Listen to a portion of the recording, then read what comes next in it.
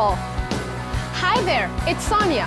This afternoon, I'm at the bowling alley where my friend Tim just started a new job. He does all sorts of things from polishing bowling balls to handing out shoes.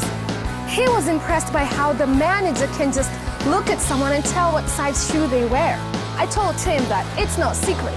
His manager just understands the correlation between people's height and their shoe size.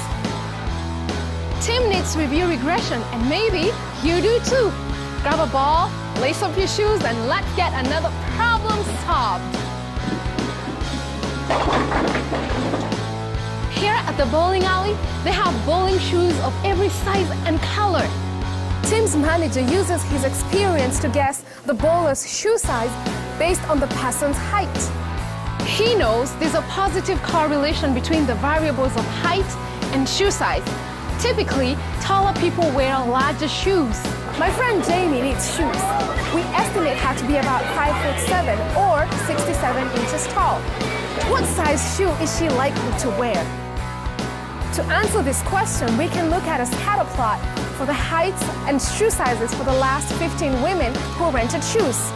For example, this person is 62 inches tall and wears a size 7. Here is someone 64 inches tall who wears a size 8, and so on. But how can we use this to predict the shoe size of Jamie, who's 67 inches tall? First, we need to look at the data to see if there's a trend.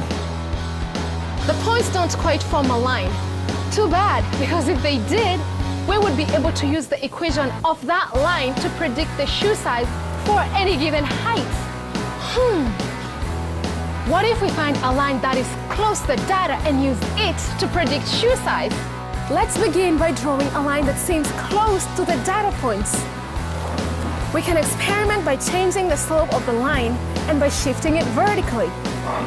Notice as we move the line, the equation changes.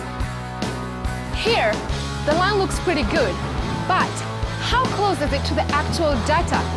To find out, let's calculate the residuals. A residual is sort of like an error. It's the difference between a shoe size predicted by the line and the actual shoe size. Notice for a woman 63 inches tall that our line predicts approximately a size 7 shoe. But hey, our data set included a woman of this height and her shoe size was 8. So the residual at this point is 8 minus 7 or 1.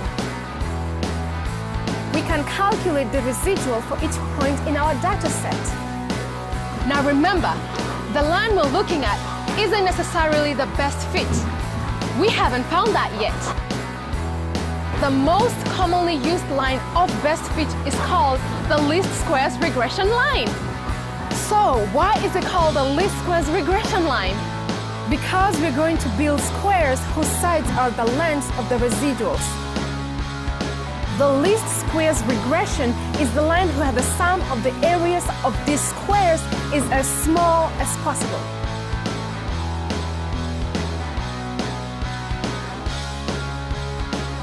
So let's experiment.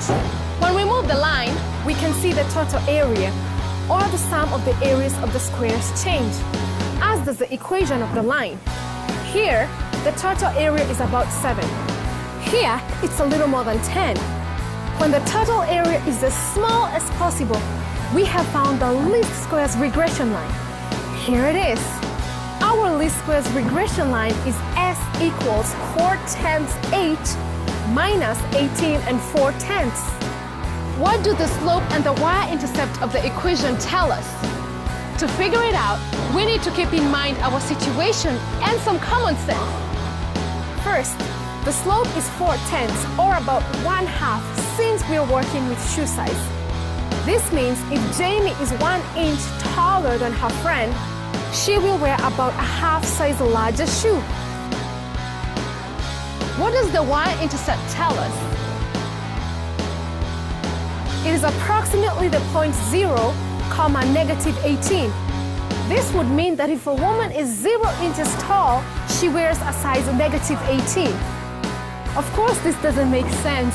The y-intercept for this regression line does not have a practical meaning.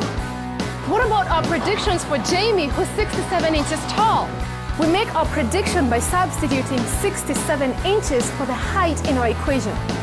Calculating, we get about 8 and 8/10, or between a size 8.5 and a 9. The least squares regression line can be a useful tool to help you make predictions, especially if the data is clustered about the line. The best predictions are those for the values that fall between the smallest and the largest values. If you try to make predictions beyond the data or extrapolate, they may not be as reliable. Well, were our predictions correct?